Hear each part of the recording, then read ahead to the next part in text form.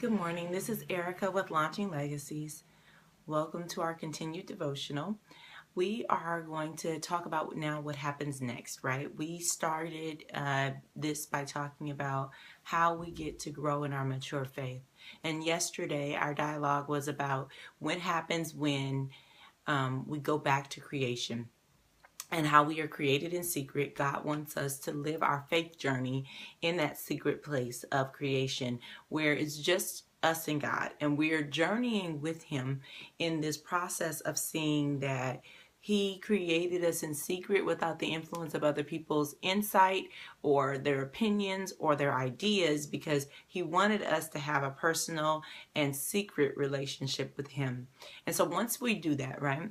Once I did that in this last year in particular, and it may be something that you have to redo over and over again. And here's why: because after you've been influenced by the world and you listen to other people, and because they're around, so they're always going to be giving you insight and things that have something to say to you, and you'll be thinking about what they value, and you'll be having ideas, and you'll be having, again, your own repertoire of things that you have done.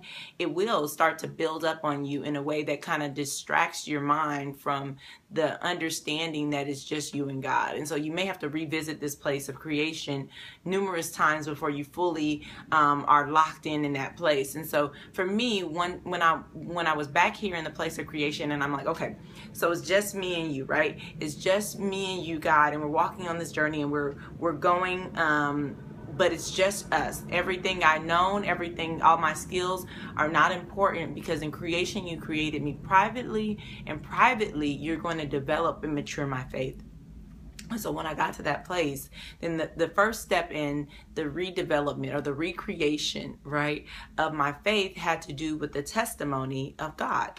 And so what does that mean? So basically, God washes us with the word. The scripture says that He washes us with the word. And what does that mean? He takes away the debris, the dysfunction, the broken mentalities of the world, and cleanses us and makes us well with the word. Meaning the word tells us the right place to be. It removes the lies of the enemy. It removes all these things. So just imagine words coming down like a shower, okay? But these are the words of God. The words of God coming down like a shower and literally cleansing you, washing you, all of the debris and all of the dirt and all the contamination of everything that's come against you from you, and making you well. So then you're walking and you're receiving fully what God has for you because you've been washed in the word. Okay, so what does that mean though? How does that start? So for me, the best place to start was to undo the idea of who I was and who God really created, right? So we know that in Genesis 1, we know that God said, okay, I'm creating the animals and all of the earth and all of the separation of the water and the land and all that kind of stuff. But what else did He say that was important in Genesis 1? And if we go to Genesis 1:27, it says, so God created man in His own image, and in the image of God, He created him, male and female, He created them. And so, and then it says, God blessed them and said to them, be fruitful and multiply and increase in the land. So what's happening here? For one, God says, you know what? You were created in my image. And that's a really important washing of the word, right? So the washing of the word says that, you know what? I know that you've lived, because remember, we're in recreation. So you've lived this life, Erica, and you've been worried about what people think about you. You've been worried about what skill set you have. You've been worried about what you can contribute. You've been worried about where you've been, and you've been collecting this repertoire to prove that you're able to do the work that I've set you to do. But now that you moved that all away, you're going to feel empty. That's what's going to happen next, right? You're getting to the secret place with just me and you, and you're going to be like, I want to go back to collecting some things. I want something to comfort me because I feel empty without all of these things that I have built up. And so when you feel that empty place, right, when it feels like, okay, I don't have all of the stuff that I was collecting over the years, and all the ideas and all the people I've been collecting all this time, I don't have those to rely on. It's just me and God. Then we start start to do a recreation, but the recreation comes from the testimony of who God's saying that he is, and not just who he's saying he is, but who he's saying you are. And that is personal. But in the beginning, it starts with a general concept of man. So he's saying, look, I created you in my image. Not just you, but all men were created in my image. And so let's get back there. I didn't create you in the image of Bob or Bill or Sue or Jane. I created you in the image of me. And so you are like me. You're like me. And that's important for you to know. Not people are like, oh, you're just like so-and-so. She always acted that way. Oh, you're just like what's named down the street. She always had a bad attitude. Oh, I hate it when you act like that. I know you act like that all the time. And people will give you, they'll give you a new idea. They'll give you a new persona, or they'll tell you about yourself in a way that's not necessarily in line with God. And so when we get in line with God, we say, wait a minute. God says I was created in his image. So what is it that you are saying of me? Whatever you're saying about me or to me, I can only receive it if it fits into the image that he said, right? Because now we've gotten rid of everybody else. We've gotten rid of all of their input, and it's just us and God, and we're in creation. And now there's an empty space because we need to have new creation. We have to have new words that wash us and wash all of the old debris away fully, right? It's the residue now. After I've removed everybody, now I still have things and ideas that need to be washed away. And so the word says you were created in my image. And then he follows up, and many people, I don't know if read this or pay attention, but he blesses us before he even makes a covenant with Abraham, right? That Abrahamic covenant, people go back to that. I go, oh, this is the first covenant. No, he is blessing us before this. Abraham's even on the scene. He blesses us as soon as he makes us. He blesses us. Yeah. And then he tells us to be fruitful and multiply. Why? Because he wants more to be like us, right? He wants more people like us. Why? Because he loves us. And in those lives, he gets relationship. And so he's interested in having relationship with as many people as he can. And so what is he saying in those affirmations? Because he's affirming us as human beings. He's washing us from the things that make us feel like we're not valuable. And he's saying to us, look, I value you so much. I value you so much that I'm saying I'm making you like me. I'm valuing you as much as I value myself. I'm valuing you as much as I value myself. If God didn't value himself, it'd be no point to make us in his image, right? He valued himself. So he says, I'm valuing you like I value myself. I'm making you in my image. And after you're made in my image, now moving forward, the next step is to know that you are blessed.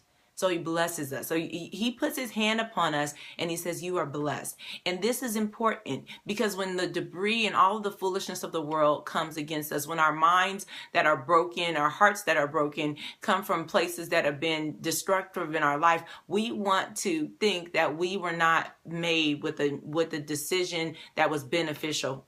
Right? But God says, no, I'm blessing you and I created you like me because I love you. And so we continue that way in the process of recreation. And if we wanted to know more about what happens, then we can go to a place where a covenant is established, right? Because we know that the covenant that God makes with Abram is a covenant that he also makes with us. We find that later in the New Testament that God says that whatever covenant I made with them, I'm entering you into this new covenant. And what is a covenant? A promise, right? A promise of my value towards you and what I'm saying I will do for you. So God is affirming, this is how much I love you. And see, so we can go to Genesis, the 12th chapter, to look at the covenant, that the first time that God makes a covenant with Abram. But before he even does that, he calls Abram in Genesis 12, and then and as he grows and matures, he begins to tell Abram more about what's about to happen in his future. But before he even gets to Genesis 12, if we looked at the chapters between Genesis 1 and Genesis 12, there's a lot that goes on, right? But we see some really ginger moments, right? We see God walking with Enoch, right? And so Enoch is just, he's only mentioned very briefly in the scripture, but it says that he was a good man. And it says that he walked with the Lord. And here, get this, he walked with the Lord, and so intimately so that when he was walking with God, he just got brought up into heaven.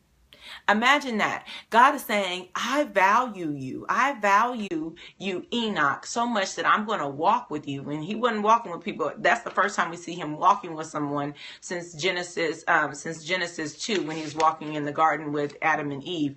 But he's walking with Enoch, and he gets brought up into the heavens. He just walks with them so much. God, like, I love you and appreciate you so much. I am such a friend unto you that I'm going to bring you up with me because I want to just keep walking with you forever. What a beautiful affirmation. And we see that with God as he's walking with Enoch. And then we go to Genesis 12. We see that God says to Abram, look, I'm calling you away. Right? If you can get away, and this is what's important for us to see. This call to Abram is like a really very strong recognition that God is saying, I don't want you to be distracted by all these other things, your people, what you know. I want you to come away with me, Abram, right? Because his name is not changed yet. I want you to come away with me, Abram, and I want you to recognize that I'm calling you for a specific purpose. What is this doing for us? It's recreating the value that God has for us. It's reestablishing that, listen, I call you my friend. I walk with you. I made you in my image. I'm asking you to leave everything that you have and come and be with me because I am going to bless you. And in Genesis 12, it says that he says to Abram, and he's saying it to us because we can receive the promises of Abram. It says, I will make you into a great nation and I will bless you. And I will make you your name great and you will be a blessing. And I will bless those who bless you, and whosoever curses you, I will curse.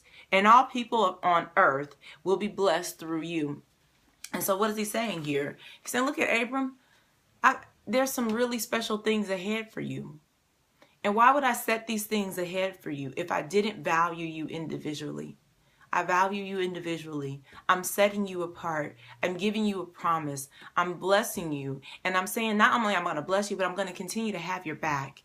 And for me, this was important because what it did for me was it reminded me, wait a minute, this is who I am. I'm loved this much.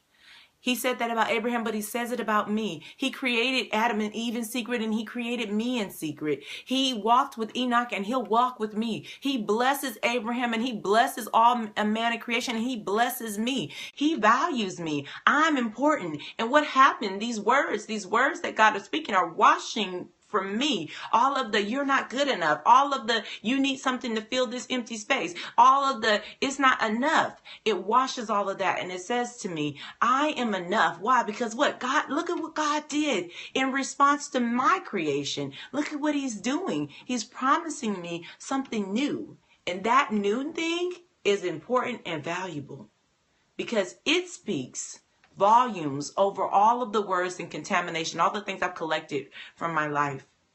And it speaks truth.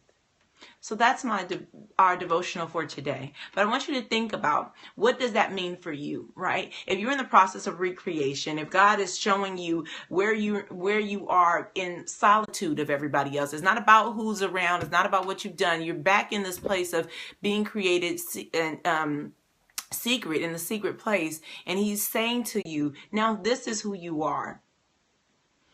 What do you need to forget, and what do you need to hold on to, right? What do you need to forget from your past, and what do you need to grab onto that God is saying about your value and who you are?